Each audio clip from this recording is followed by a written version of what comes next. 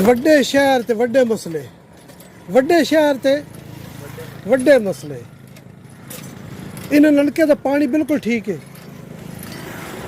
ਅੱਛਾ, ਇਹ ਦੋਸਤੋ 47 ਚੱਕ ਨੂੰ ਰਸਤਾ ਜਾਂਦਾ ਹੈ ਸਰਗੋਦਾ, ਤੇ ਇਹ ਸਾਡੇ ਦੋਸਤ ਭਾਈ ਆਪਣੀ ਫੈਮਲੀਆਂ ਵਾਸਤੇ ਸਾਫ਼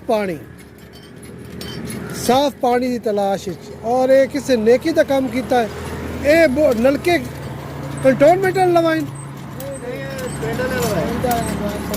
47 ਚੱਕ ਪਿੰਡ वाले अपनी मदद आप दे तहत ये जनाब नलके लवाए